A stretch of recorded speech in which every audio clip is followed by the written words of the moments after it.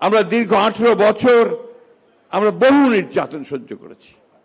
আমাদের সমস্ত জীবনটাকে 18 বছর ধ্বংস করে ফেলা হয়েছে, তছনছ করে ফেলা হয়েছে।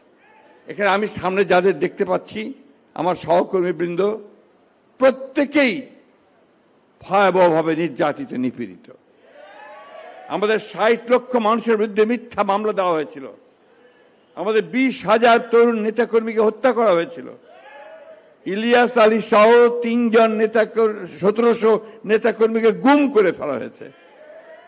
তারপরেও কিন্তু আমরা আমাদের দেশ ও নেত্রীর কে লক্ষ্য করে মাথা নত করিনি। করেছি কখনো? লড়াই চালিয়ে গেছি, তাই না? এখন আমার যে বদনাম আছে একটা, যে কথায় কথায় আমি আপনার কবিতা বলি, আবার আজকে একটা কবিতা বলবো, কিছু মনে করবেন না।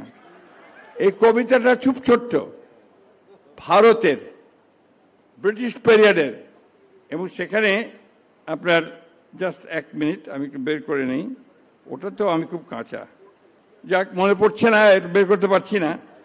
এটা হচ্ছে তখনকার দিনে কয়েকজন কবি খুব বিখ্যাত ছিলেন, তার মধ্যে আমাদের রবীন্দ্রনাথ ঠাকুর, নজরুল ইসলাম, আরেকজন ছিলেন একজন সমালোচক কবি রঙ্গলাল বন্দ্যোপাধ্যায়। তিনি একটা কবিতা লিখেছিলেন, খুব ছোট। তিনি লিখেছিলেন, স্বাধীনতাহীনতায় কে বাঁচিতে চায় হে, কে বাঁচিতে চায়। আসলে আমরা প্রতিটি মানুষই আমরা স্বাধীনভাবে বাঁচতে চাই। আর আমরা বাংলাদেশের এই অঞ্চলের মানুষ, আমরা প্রতিবার লড়াই করেছি স্বাধীনভাবে বেঁচে থাকার জন্য, সে ব্রিটিশ পিরিয়ড থেকে।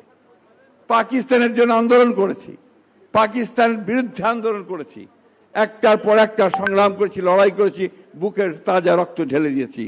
সবশেষে 1971 সালে এই যে এখানে আমাদের বীর মুক্তিযোদ্ধা নজরুল ইসলাম খান বসে আছেন, আমাদের ডক্টর মোশাররফ বসে আছেন, এখানে আরো কয়েকজন আছেন যারা এই মুক্তিযুদ্ধের সঙ্গে সম্পৃক্ত, সামনে আছেন। আমরা লড়াই করেছি, বন্দুক নিয়ে লড়াই করেছি, এই কথাটা মাথায় রাখতে হবে। এবং কাদের বিরুদ্ধে লড়াই করেছি, এবং শেষ পর্যন্ত আমরা জয়লাভ করেছি, স্বাধীন একটা দেশ পেয়েছি। কিন্তু বন্ধুগণ, আজকে 55 বছর পরে আবার সেই অপশক্তি মাথা চাড়া দিয়ে উঠছে। আবার সেই শক্তি যারা সেদিন পাকিস্তান হানাদার বাহিনীকে সহযোগিতা করেছিল, যারা সেদিন আমাদের ভাইদেরকে হত্যা করতে সহযোগিতা করেছিল, যারা আমাদের মা বোনদের সম্ভ্রম নষ্ট করতে সহযোগিতা করেছিল, তারা আজকে আবার নতুন চারায়, নতুন ভ্রমে আপনার হাজির হয়েছে। বন্ধুগণ, এটা আমাদেরকে সাবধান থাকতে হবে।